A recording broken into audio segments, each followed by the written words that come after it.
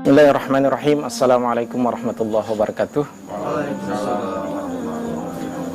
Alhamdulillahirabbil alamin. Assalatu wassalamu ala asyrafil anbiya wal mursalin sayyidina wa maulana Muhammadin wa ala alihi wa sahbihi ajmain, amma ba'du.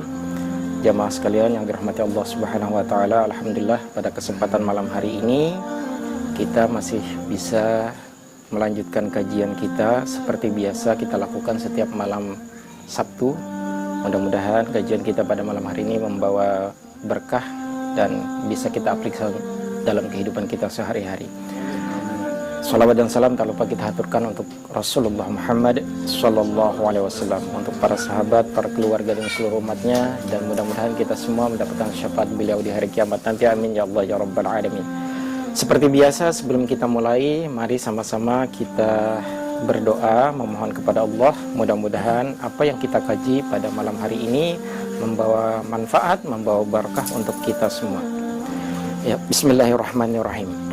Allahumma arhamna bil Qur'an waj'alhu lana imaman wa nuran wa hudan wa rahmah.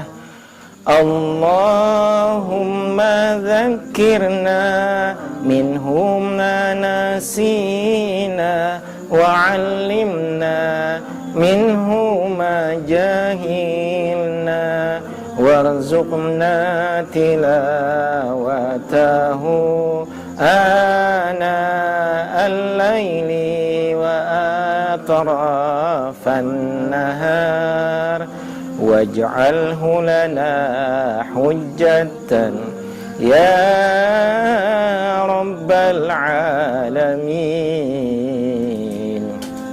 Rabbana atina fid dunya hasanah wa fil akhirati hasanah wa qina adzabannar. Alhamdulillahirabbil alamin. Dan sebelum kita mulai, kita sama-sama membaca suratul Fatihah untuk kita semua, untuk keluarga kita, untuk guru-guru kita, untuk kedua orang tua kita, wabil khusus kepada pengarang dari kitab yang akan kita kaji pada malam hari ini, yakni kitab Perukunan Pesan Melayu, dan juga nanti sebagian kita ambil dari kitab Safinatun Najah. Ala hadhihi wa kullinatin salihah ila hadratin Nabil Mustafa Muhammadin sallallahu alaihi wasallam bi barakatil Fatihah. A'udzu billahi minasy syaithanir rajim. Bismillahirrahmanirrahim. Alhamdulillahi rabbil alamin arrahmanir rahim maliki yaumiddin. Iyyaka na'budu wa iyyaka nasta'in. Ihdinas shiratal mustaqim. Shiratal ladzina an'amta 'alaihim ghairil maghdubi 'alaihim waladdallin. Amin. Bismillahirrahmanirrahim. Kita mulai pembahasan atau kajian kita pada malam hari ini. Kita melanjutkan dari kitab yang sebelumnya atau pembahasan kita sebelumnya, yang pada malam hari ini kita masih membahas soal tentang bersuci atau dari bab taharah ya. Seperti yang kita pelajari sebelumnya, bahwa dalam bertaharah itu atau di dalam bersuci setidaknya ada 4 hal yang harus kita lakukan, atau ada 4 hal cara bersuci.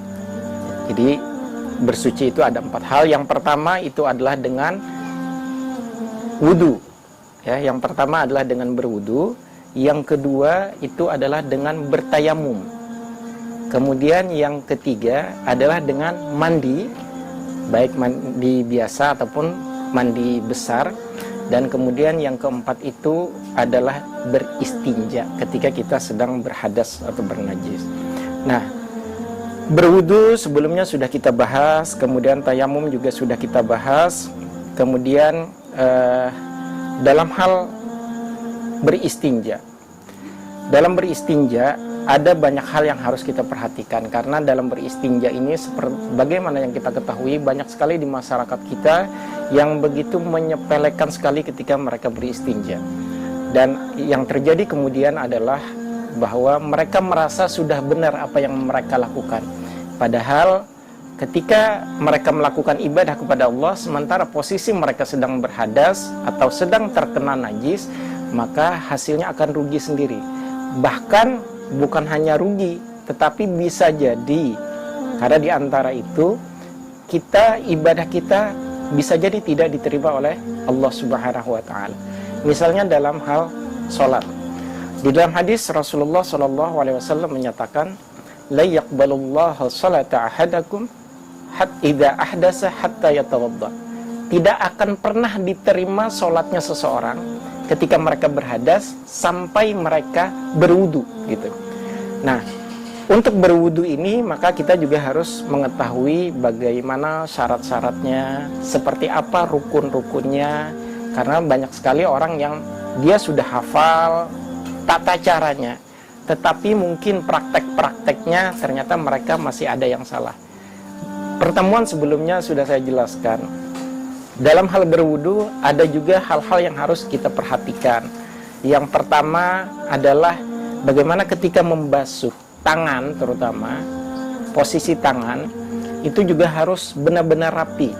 Jadi ketika di dalam Al-Quran Allah Subhanahu wa ta'ala menyebutkan, ya ayyuhalladzina amanu idza qumtum ilas shalah faghsilu wujuhakum wa aydiyakum ilal marafiq. Setelah membasuh wajah, kemudian berikutnya adalah membasuh tangan. Membasuh tangan sampai siku. Yang terjadi kemudian adalah, atau yang sering kali terjadi, orang membasuh di keran, tapi kemudian mengambil air, membasuhnya dari siku, bukan dari depan. Nah, ini kan artinya secara ayat saja mereka sudah menyalahi. Maka ketika menggunakan keran, hati-hati untuk kita semua. Makanya kita perlunya mengaji ini adalah untuk mengingatkan kembali. Yang sudah kita belajar hari ini kita diingatkan, yang belum alhamdulillah menjadi lebih tahu gitu. Nah, ketika kita mengambil air, pertama ketika di tangan ya, ini setelah wajah, maka yang kemudian adalah tangan. Tangan nih, hati-hati di ujung kuku. Ada 3 hal yang harus kita perhatikan. Pertama di ujung kuku. Jadi air harus benar-benar sampai atau masuk ke sela-sela. Biasanya kalau kuku panjang biasanya rawan tidak kena air. Maka diusahakan ketika ada kuku yang panjang, bagaimana caranya di sela-sela itu air harus masuk. Makanya berarti air yang dari luar itu harus ditadahkan atau diambil air. Kalau misalnya menggunakan di sungai misalnya gitu. Nah, itu harus diambil. Kemudian sampai siku. Jadi jangan berwudu kemudian yang dimulai dari siku, setelah wajah kemudian dari siku baru ke ujung sini. Nah, ini satu hal yang harus dijaga. Kemudian yang kedua masih di tangan. Di tangan itu harus hati-hati yang ini, siku. Karena dari siku ini biasanya orang berwudu mereka sudah tadi mungkin pakai keran atau mengambil air di sungai, tetapi ada kalanya siku ini mereka belum terkena. Nah, ini harus hati-hati. Ini harus basah. Syukur bisa sampai di siku sini. Kalau bisa lebih itu jauh lebih baik. Karena kata Rasulullah, perpanjanglah wudhu kalian. Perpanjang itu salah satunya adalah bagaimana kita membasuh itu melebihi area wudhu.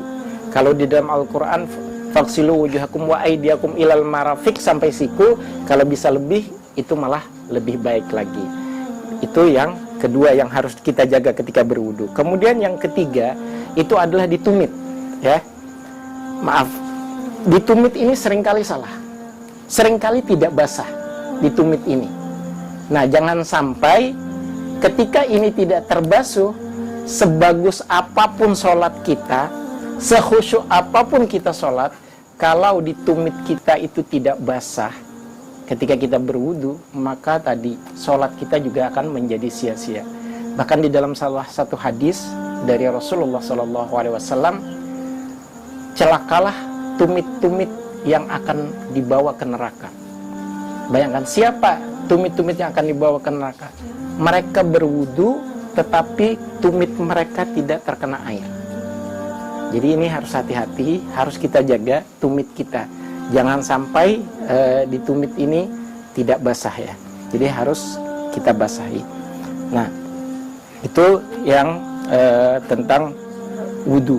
Jadi itu yang harus kita jaga sekali, karena jangan sampai ketika kita berwudu ternyata tadi air di kuku masih tidak sampai, kemudian di sikunya juga tidak sampai, termasuk ketika di tumitnya ternyata juga tidak sampai, atau ketika mengusap kepala.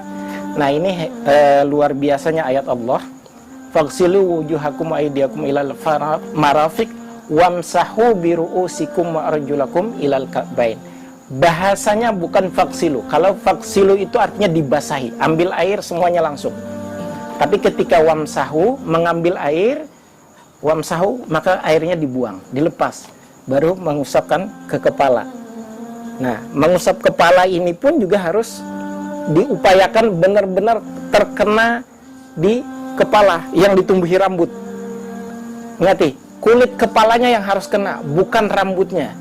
Ada kalanya orang yang mereka rambutnya panjang misalnya, kemudian mengambil airnya untuk berwudu, aduh ini sudah jambulnya sudah bagus, sayang sekali gitu. Nah kemudian yang dibasahi cuman rambutnya misalnya. Nah justru itu tidak sah, karena yang diutamakan itu adalah dari kepala, maka dari kulit kepala. Setidak-tidaknya ketika membasahi kepala, minimalnya adalah 3 helai rambut kita yang basah. Jadi bukan ketika rambut kita panjang, lalu rambutnya saja yang diambil gitu. Bukan itu, tetapi harus kena kulit kepala gitu. Nah itu yang harus diingat ya. Kemudian kita masuk di masalah najis. Faslun atau bab tentang an-najasatu, yaitu tentang najis-najis. An-najasatu thalathun. Najis itu ada 3 macam. Yang pertama mughallazatun, yakni najis mughallazah. Najis mughallazah adalah najis yang paling besar. Ini saya singkat-singkat saja. Kemudian yang kedua adalah mukhaffafah. Nanti penjelasannya ada sendiri. Yaitu mukhaffafah itu adalah yang paling ringan. Apa najisnya yang mukhaffafah? Nanti akan kita jelaskan setelah ini. Kemudian yang berikutnya adalah al-mutawassithah, yakni yang pertengahan. Bukan mughallazah, bukan juga yang mukhaffafah, itu adalah mutawassithah. Nah, apa yang najis mughallazah? Jadi najis itu tadi ada 3 macam. An-najah,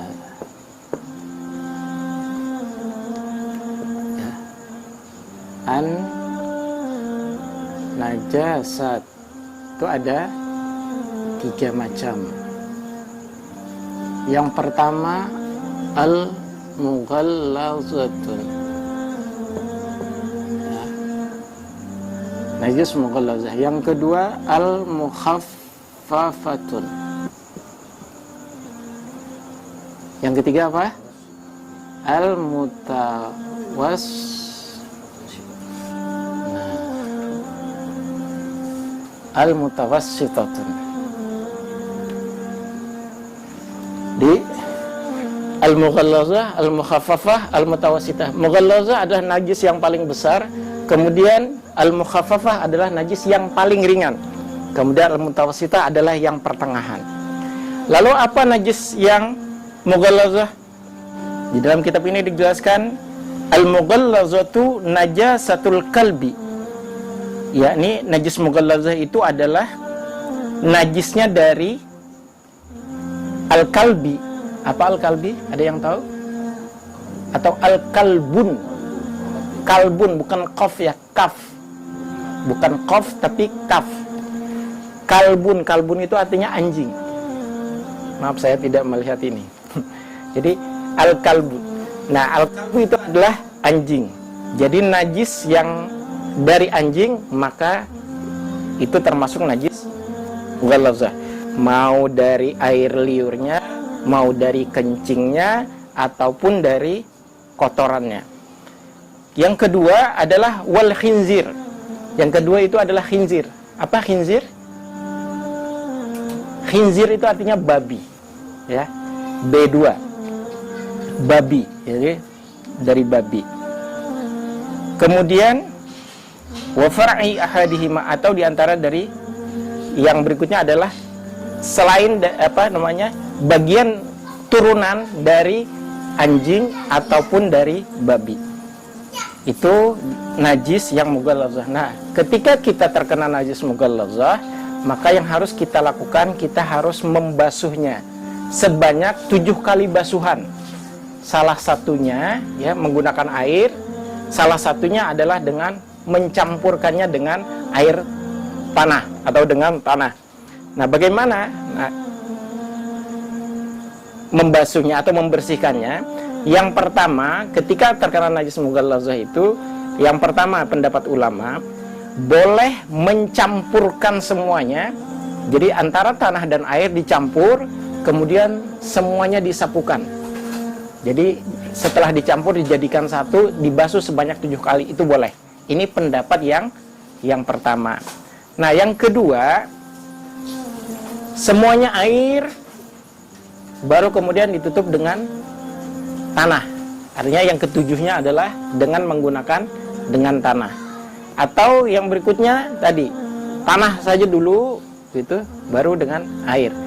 Jadi ketika sudah pertama dengan air, berarti yang berikutnya yang pertama dengan tanah, lalu berikutnya bisa dengan air, atau sebaliknya. Jadi boleh dibolak-balik. Ini ada beberapa pendapat ulama, setidaknya tadi 3 hal itu.